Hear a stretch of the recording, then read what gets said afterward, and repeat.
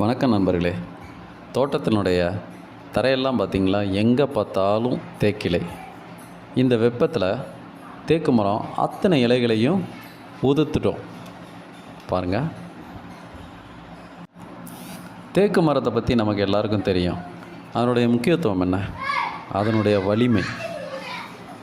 அது 100 ஆண்டுகளுக்கு முன்னாடி இருந்த தேக்கும் கூட இன்றைக்கும் அதனுடைய பயனாகவும் ஸ்ட்ரென்த்தாகவும் ரொம்ப வலிமையாகவும் இருக்குது.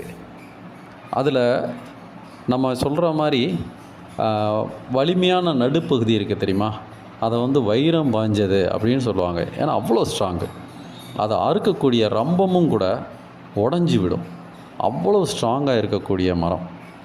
அது எவ்வளோ அந்த ஸ்ட்ரென்த் எவ்வளோ நாட்கள் கழித்து வரும்னா, நார்மலாக 20 வருஷத்துக்கு அப்புறம் தான் அந்த நடுப்பகுதி வைரம் பாய்ஞ்சு வரும் அப்படின்னு சொல்லுவாங்க. ரொம்ப ஸ்ட்ரென்த்தாக இருக்கும்.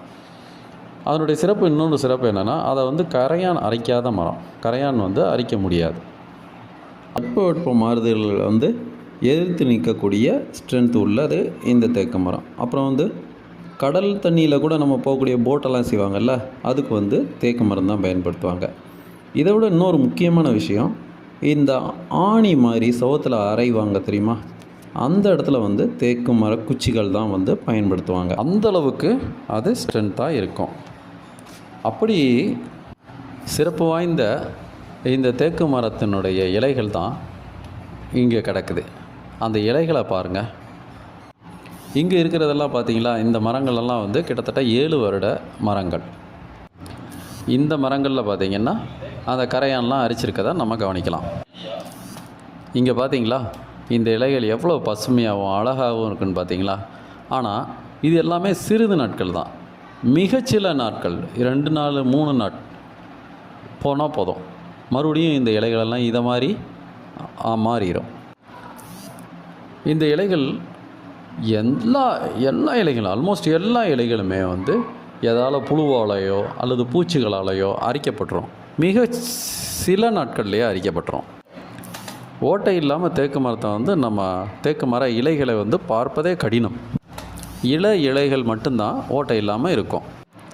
சிறிய செடியிலிருந்து அந்த தேக்கு மரத்தினுடைய வளர்ச்சியின் அத்தனை பகுதியிலையும் ஏதாவது ஒரு பிரச்சனைகள், ஏதாவது ஒரு புழு அரிப்போ ஏதோ ஒன்று அதனுடைய இலைகளில் முழுவதுமாக இருந்து கொண்டே இருக்கிறது. அவ்வளோ பிரச்சனைகளோடு வர்ற அந்த மரம்தான் 20 வருஷம் கழித்து அவ்வளவு கடினமான, அவ்வளவு வைரம் பாய்ந்த ஒரு மரத்தை நமக்கு கொடுக்குது. இலைகளே இல்லாமல் வெட்டி விட்ட பின்னாலும் ஒரு சிறு மழை போதுங்க. ஒரு மழை பார்த்திங்களா, ஒரு சிறிய தூறல் மாதிரி விழுந்தாலும் உடனடியாக அத்தனை பகுதியோ, எங்கெங்கெல்லாம் பாசிபிளோ அத்தனை பகுதியிலையும் அது தன்னுடைய பச்சை இலைகளை உடனடியாக வெட்டுரும். தன்னை சுற்றி எப்பயுமே இந்த மாதிரி பிரச்சனைகளோடையே இருக்கக்கூடிய இந்த மரம் 20 வருடம் கழித்து அதனுடைய உள்பகுதியிலேயே, அடிப்பகுதியிலேயே, அதனுடைய நடுப்பகுதியிலிருந்து எவ்வளோ வலிமையான ஒரு பகுதியை உருவாக்குது பார்த்திங்களா. இன்னைத்தானே உருமாற்றிக்குது. இது ஏதோ நமக்கு சொல்கிற மாதிரி இருக்குல்ல, அதுதான் இதனுடைய சிறப்பு. நன்றி நண்பர்களே.